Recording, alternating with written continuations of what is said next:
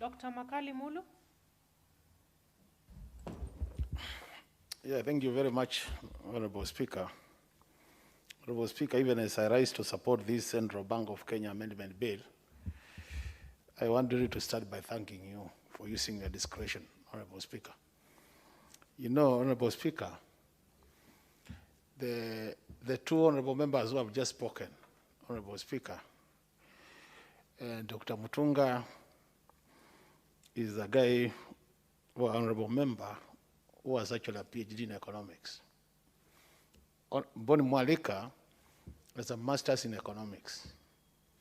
And yours truly has a PhD in economics.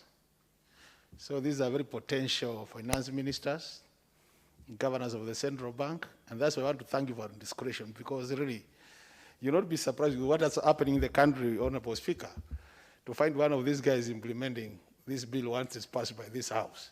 So really, thank you very much. But without much ado, let me go to the main subject of the bill, Honorable Speaker. Honorable Speaker, from where I stand, personally, I think this bill should have been presented to this House a long time ago. Because I think a lot has happened in this country, and actually we have exposed Kenyans to dangers relating to digital credit providers. Because this market has not been controlled, Honorable Speaker. Honorable Speaker, the basic microeconomic course, one of the things you do is you look at is the functions of the central bank. And when you're looking at the function of the central bank, among many, the key one is regulating the market. That's why it's called the bank of the other banks, so that you have some order in the market. And that's why you find, Honorable Speaker, because there has been this gap in terms of legal framework. This sector called digital credit providers sector has actually remained unregulated. And what has that done to our people?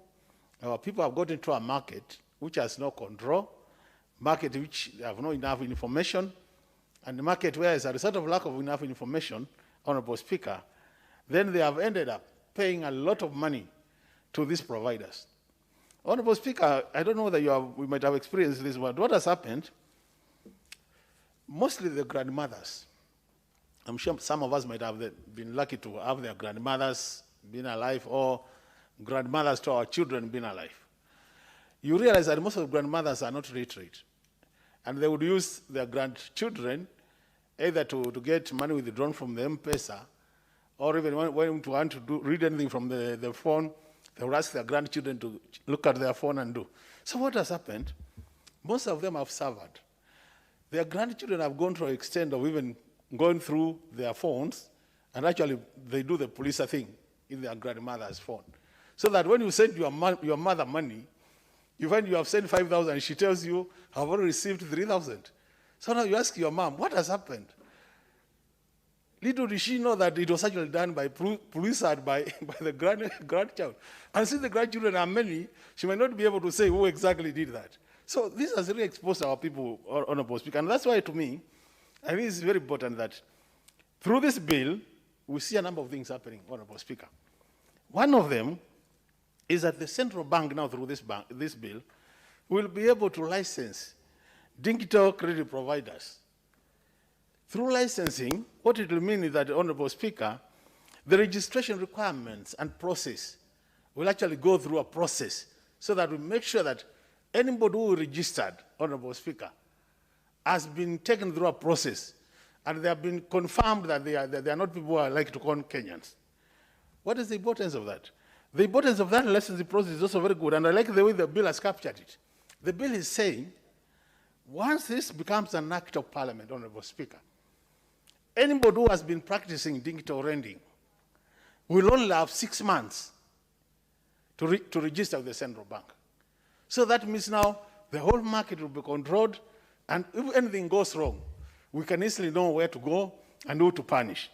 The other important point, Madam Speaker, which to me makes a lot of sense, is the issue of supervising the digital lending, the digital credit providers, that they are supervised. That over time, there's somebody who looks at what they are doing, either quarterly, or semi-annually, or annually, and there's a report prepared for each one of them to know those who are becoming rogue and those who are still behaving in line with this law. And then the other one is also, what I like also, another thing which is important here, is the issue of suspending or revoking the license. So that actually you know very clearly, by the time you start, you know clearly that, Honorable Speaker, if I misbehave, my license can be either suspended or revoked. And on that note, then you must really adhere to the market requirements, Honorable Speaker. And that's why, Honorable Speaker, as we move to the third reading, I've looked at what is proposed in case you don't adhere to the Act. That the only kind of penalty being proposed, Honorable Speaker, is they're saying if that is 3 of the bill, it says, you'll be convicted to imprisonment of a term of not exceeding 3 years or a fine not exceeding 5 million shillings, or both. Honorable Speaker, I think to me this is quite not good enough. I think as we move to the third reading, Honorable Speaker, there would be need to look at this bill again and see whether we can enhance that section.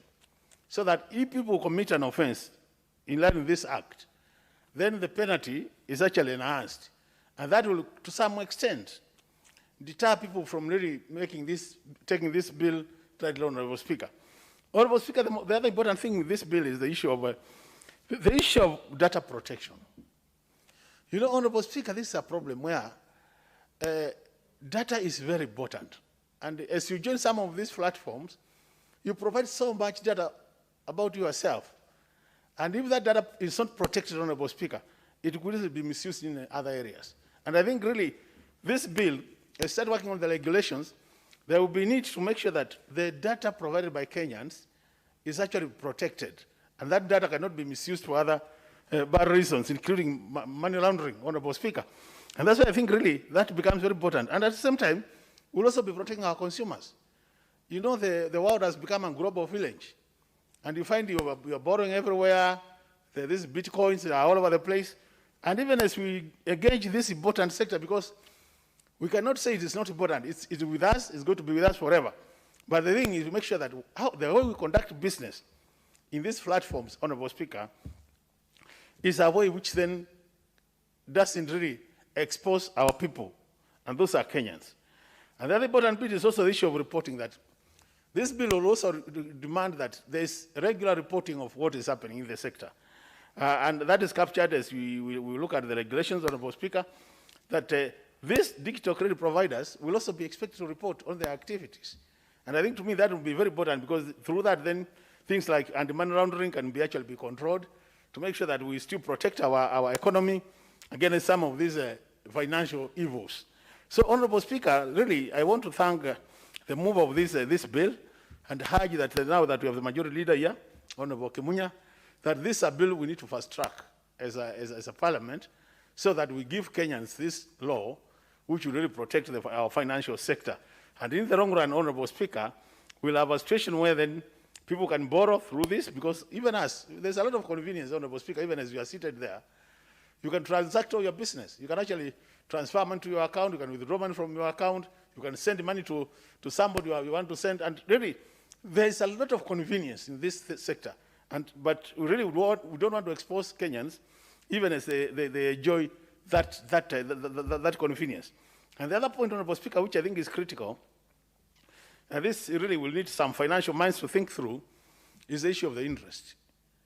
You know, now, to some extent, we have controlled our interest. It's not controlled, but really the way the market is managed, we can predict the interest rates in this country using the central bank. And this is a sector which is not controlled. And actually, most of the consumers are being charged prohibitive interest rates. So I think even as we look at this bill, there will be need for people to think seriously about how do we make sure that the interest rate charged to the consumers does not really expose them and make them poor, because so many people are suffering.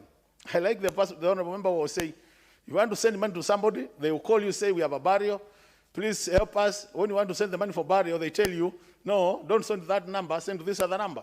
And you see the inconvenience, because at times you just want to copy the number. Now when they start dictating to you another number, by the time you send to that number, you find you have sent to the wrong person. Then you start now going back to Safaricom to requesting for the money to be returned back to you. So this inconvenience is all because of uncontrolled digital credit providers market. So I think, Honorable Speaker, really to me, I really want to support this.